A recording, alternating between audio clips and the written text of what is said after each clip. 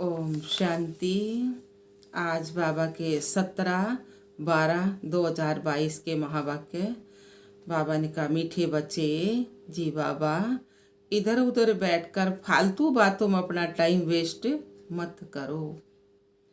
बाप की याद में रहो तो टाइम आबाद हो जाएगा।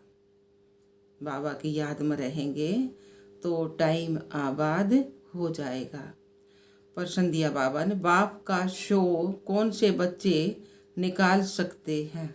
बाप का नाम कौन से बच्चे निकाल सकते हैं? उत्तर दिया बाबा ने, जो बाप समान सेवा करते हैं। अगर कर्म बाप के समान हो तो बहुत बड़ा फल मिल जाएगा। बाबा हम बच्चों को आप समान बनाने के लिए पुरुषार्थ करा रहे हैं। बाबा आप समान बनाने के लिए पुरुषार्थ करा रहे हैं। अगला प्रश्न दिया बाबा ने, अंतर्मुखी किसे कहेंगे? तुम्हारी अंतर्मुखता निराली है, कैसे?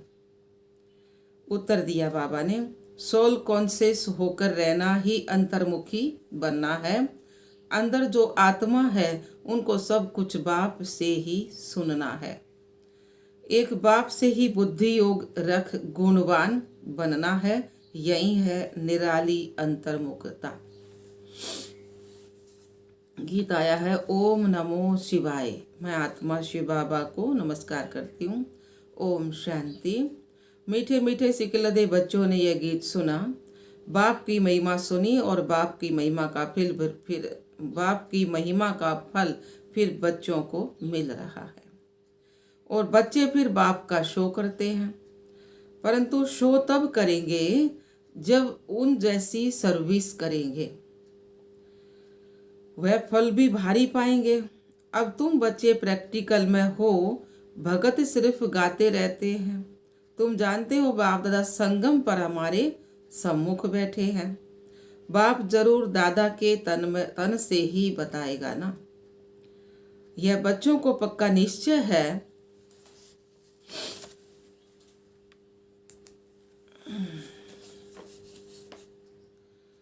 बाबा ने बोला, ये बच्चों को पक्का निश्चय है कि हम पुरुषार्थ कर अवश्य बाप समान बनेंगे। तो बाबा ने कहा, बाप पतित पावन ज्ञान का सागर है। उससे तुम पतित पावनी ज्ञान गंगाएं निकली हो। गंगाएं क्यों कहा जाता है? क्योंकि तुम सब सजनियां हो। सबको हम ज्ञान स्नान ही कहेंगे। सबको हम ज्ञान गंगा ही कहेंगे। गंगाएं क्यों कहा जाता है? क्योंकि तुम सब सजनियां हो। सबको हम ज्ञान गंगा ही कहेंगे। बच्चों को नशा चढ़ता है। बच्चों को, हाँ लाइन छूट गई बाबा। फिर देखो बाबा ने क्या था, ज्ञान गंगाएं कहेंगे। बच्चों को नशा चढ़ता है कि हम श्रीमत पर सारे विश्व के मनुष्य मात्र को सुख दे सकते हैं, जो और कोई भी नहीं दे सकता। अब बाप आया है सबको सतगति देने, और दिलाते भी हैं बच्चों द्वारा, क्योंकि करण कराउनहार है ना। तो ऐसे बाप की श्रीमत पर जरूर चलना पड़े। बाप कहते हैं, जो करेगा और जो जितनी सर्विस करेगा वही 21 जन्मों के लिए उच्च प्रारब्ध पाएगा। परंतु तकदीर में नहीं है तो कुछ भी करते नहीं है। है बहुत सहज। दिन प्रतिदिन बाप बहुत अच्छी पॉइंट्स देते रहते हैं। और बाप कहते हैं, जितनी झोली भरनी हो उतनी भर लो। यह मालूम भी अपने को पड़ सकता है कि हम अपनी झोली अच्छी रीति भर रहे हैं या कहाँ टाइम वेस्ट करते हैं। भक्ति में तो बहुत टाइम वेस्ट किया, एनर्जी भी वेस्ट की, पैसे भी बर्बाद किए, तो मेहनत भी बर्बाद की। तो सब कुछ बर्बाद किया। देखो कितनी मेहनत करते हैं, जप तप तीर्थ आदि कितना करते हैं। तो बाबा ने कहा अब यह जो कुछ हुआ वो ड्रामानुसार, अभी तो है पुरुषार्थ की बात, जो बीत चुका उसका तो कुछ होना ही नहीं है, फिर अपने समय पर रिपीट होगा। अब बाप कहते हैं श्रीमत पर चलो, अपना टाइम यहाँ वहाँ बर्बाद मत करो, टाइम को आबाद करो बाप की याद में। बहुत बच्चे हैं जो बाप की बातें एक कान से सुन दूसरे से निकाल देते हैं।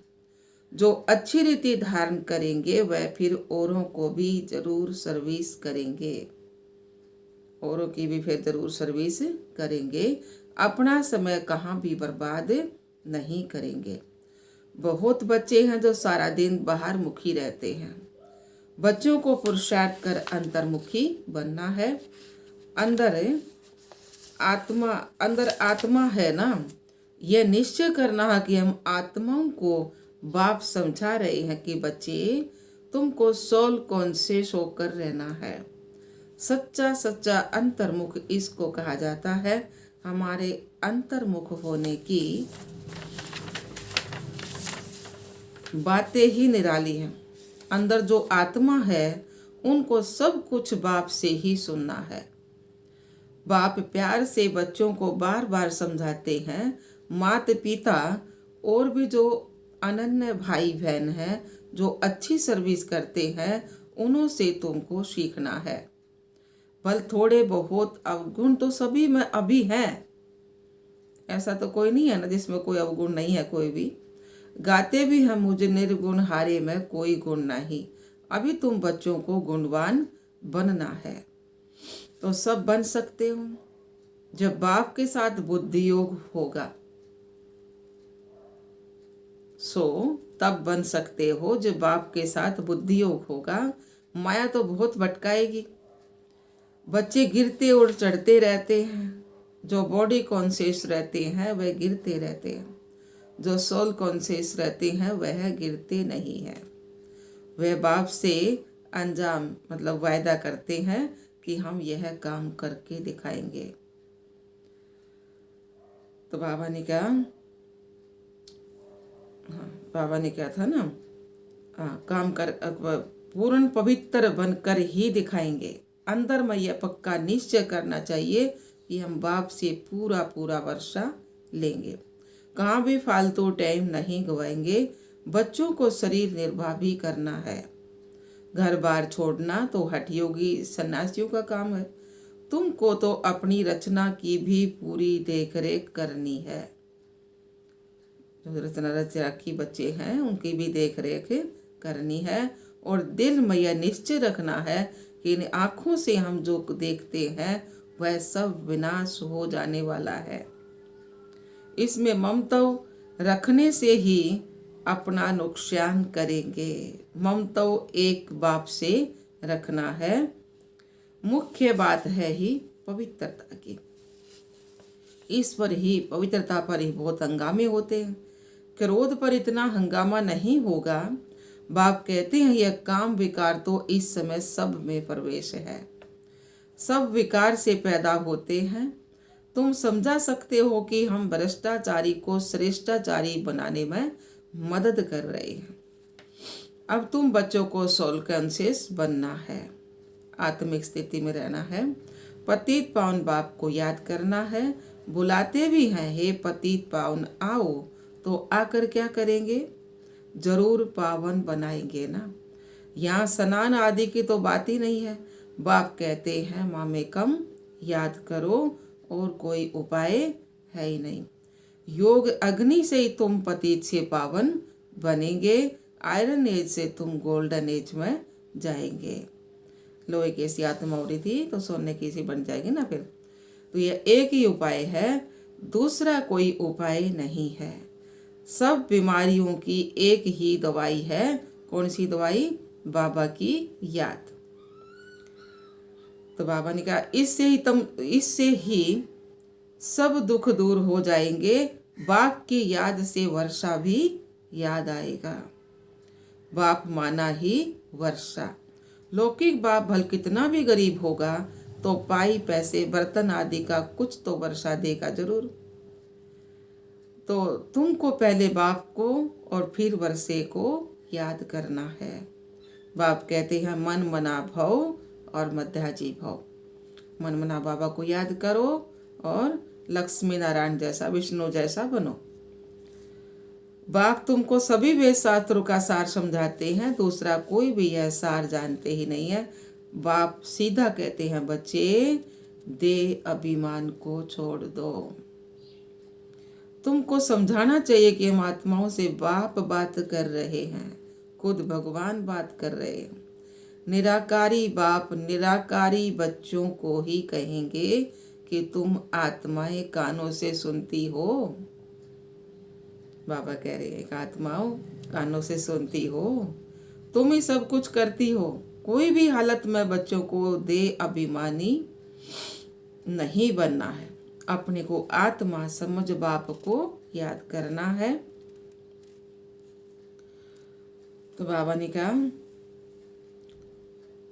सर्विस भी करो, क्योंकि दे से ही सब काम होता है ना, वह तो करना ही पड़े। कोई कोई कुछ समय के लिए अनकॉन्शियस बेहोश भी हो जाते हैं, परंतु वह कोई ज्ञान की बात नहीं है। यहाँ तो बाप को याद करने की ही तो मेहनत करनी है, जिसमें ही माया के बहुत विघ्न पड़ते हैं।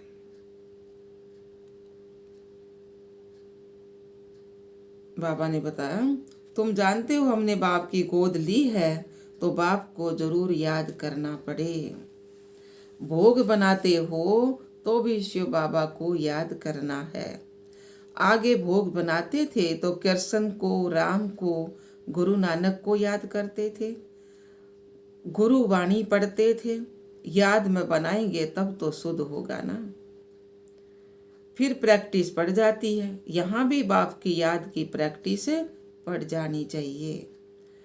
जितना हो सके भोग व भोजन बनाने के समय बाबा को याद जरूर करना है, बहुत बहुत जरूरी है। परंतु बच्चे याद करते नहीं हैं। बाबा को पता है ना, भूल जा है ना बच्चे। भंडारे में एक दो को याद कराना चाहिए कि बाबा को याद कर भोजन बनाओ। ऐसे करते करते पक्के हो जाएंगे। जिनको अभ्यास नहीं होगा वह कभी याद नहीं करेंगे। ब्रह्मा भोजन की बहुत महिमा है, तो जरूर कुछ होगा ना। देवताएं भी इच्छा रखते हैं ब्रह्मा भोजन की, तो याद में रह भोजन बनाने से अपना भी कल्याण होता है, तो आने वालों का भी कल्याण होता है। याद में रहने से बुद्धि में आ जाता है कि हम शिव बाबा से वर्षा ले रहे हैं, परंतु बच्चे याद करते ही नहीं है। यह कच्चाई है ना। आगे चलकर ऐसे बच्चे निकलेंगे जो बाप की याद में एकदम मस्त हो जाएंगे, याद में ही भोजन आदि बनाएंगे। जैसे शराब का नशा चढ़ जाता है, तुम बच्चों को फिर यह रूहानी बाप की याद का नशा रहना चाहिए। इससे बहुत फायदा है। साजन को व बाप को याद करना है। अति मीठा बाप है ना, इन जैसा मीठा कोई भी होता नहीं है। बाहर वाले तो इन बातों को जानते ही नहीं है। देवी देवता धर्म वाले ही समझ सकते हैं।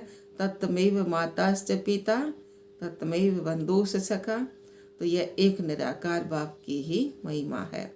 जरूर बाप ने इतना उच्च कर्तव्य किया है, तब फिर भक्ति मार्ग में हम उनकी इतनी महिमा करते हैं ना। अब बाप कहते हैं मीठे बच्चे, और सब तरफ से बुद्धि योग हटाओ। सारी दुनिया से, अपनी देह से भी बुद्धि का योग हटाए। माँ में कम याद करो तो तुम्हारा बेड़ा पार हो जाएगा। बहुत सस्ता सौदा है, परंतु लेने वाले भी तो नंबरवार है ना। यह भी ड्रामा बना हुआ है। बाबा कितना अच्छी रीति समझाते हैं, सुनते भी हैं। कोई तो अच्छी रीति धारण करते हैं, कोई तो एक कान से सुन दूसरे से निकाल देते हैं। यहाँ सम्मुख सुनने से बच्चे रिफ्रेश होते हैं, फिर बाहर जाने से भूल जाते हैं, कुछ भी याद नहीं रहता। कोई तो अच्छी रीति रिपीट भी करेंगे, जो बाबा ने समझाया वह प्रैक्टिकल में करेंगे। सवेरे उठकर तुम बाबा की याद में भोजन बनाएंगे तो भोजन में ताकत भरेगी। इतना तुम बच्चों को नशा रहना चाहिए, सारे मनुष्य कुल का उद्धार करना है ना। मनुष्य कुल की ही बात है, ऐसे नहीं जानवर आदि का उद्धार करेंगे। उनका ड्रामा में पार्ट ही यह है, जैसा मनुष्य वैसा फर्नीचर। सतयुग में कीचड़ पट्टी होती नहीं है। तुम्हारे लिए कितने वैभव हैं, वहां पंछी जानवर आदि भी सब रोयल होते हैं। जैसा मनुष्य वैसी उनकी श्यामगरी होती है। गरीब की श्यामगरी क्या होगी और साहूकार की श्यामगरी कितनी रोयल होगी। तुम बच्चे जानते हो बाबा हमको बहुत ऊंची कमाई करा रहे हैं, फिर जितना जो करे, पढ़ाई तो एक ही है, मर्जी है जितना जो करे, पढ़ाई तो एक पढ़ाओ बाबा, सब ने एक समान पढ़ाओ है। पद पर एक नंबरवार, पद हर एक नंबरवार पाते हैं। राजा रानी प्रजा साहूकार के नौकर चाकर, गरीब के नौकर चाकर सब होते हैं। बुद्धि में है कि हम अपनी राजधानी योग बल से स्थापन कर रहे हैं। हथियारों आदि की यहाँ बात नहीं है, यह है अभी की बात। योग बल से तुम राजाई पाते हो, इस समय तुम ब्राह्मणिया शक्तियाँ हो। सतयुग में देवियों को हथियार आदि हो नहीं सकते, यह है अभी की बात। ज्ञान तलवार, ज्ञान खड़ग, फिर यह स्थूल रूप में ले गए हैं। दुनिया वाले फिर सब स्थूल रूप में ले गए हैं। अब तुम्हारी सूरत और सीरत दोनों ही बदलती है ना। काले से गोरे बनते हो, सर्वगुण संपन्न और 16 कला संपूर्ण बनते हो। जितना जो पुरुषार्थ करेंगे इसमें झूठ तो नहीं चल सकती। अगर अंदर कुछ काला भरा हुआ होगा तो बाहर भी काला ही दिखाई पड़ेगा। बाबा कहते हैं बच्चे तुम ऐसे मीठे बनो जो सब समझे, तो इनको बनाने वाला कौन है। तुम्हारी बुद्धि में सारे सृष्टि के आदि मध्य अंत की नॉलेज है। इस चक्कर को जानने से तुम चक्रवर्ती राजा बन जाओगे। बोर्ड लगा दो कि रचता है बाप, वही सारी नॉलेज देते हैं। तुम हो ब्राह्मण, तुम्हारी जात ही न्यारी है। तुम ब्रह्मा मुख वंशावली ब्राह्मणों को ही बाप नॉलेज सुना रहे हैं। तो शिव बाबा के साथ तुम्हारा कितना लव होना चाहिए, परंतु अच्छे अच्छे फर्स्ट क्लास बच्चे योग में फेल हो पड़ते हैं। ज्ञान तो बड़ा सहज है, मुरली भी अच्छी चलाते हैं, परंतु योग में मेहनत है। याद से ही विक्रम विनाश करने हैं, यह मेहनत है। बस इसमें बहुत फेल होते हैं। भगवानुवास तुमको मनुष्य से देवता, पतित से पावन बनाने आया हूँ। ज्ञान से ही सतगति होती है, तो ज्ञान सागर को जरूर नॉलेज देना पड़े। बाकी पानी का सागर व नदियाँ थोड़े ही पावन बना सकते हैं। अभी तुम बच्चे समझते हो हम अपने लिए राजधानी स्थापन कर रहे हैं, आत्म अभिमानी बन रहे हैं। हम बाबा से नॉलेज का वर्षा लेकर विश्व का मालिक बन जाएंगे। कहाँ उन्हों की बुद्धि, कहाँ तुम्हारी बुद्धि। वह सब विनाश के लिए काम करते हैं और तुम स्थापना के लिए करते हो। यह बातें भूलनी नहीं चाहिए, परंतु जिनकी तकदीर में नहीं है तो धारणा भी नहीं करते। पुरुषार्थ करना चाहिए उच्च पद पाने के लिए। हम पास होकर उच्च नंबर लेवे चाहते तो हैं, परंतु मेहनत नहीं पहुंचती है। यह है बेहद की पढ़ाई। बाप तो विश्व की बादशाही देते हैं, वंडर है ना।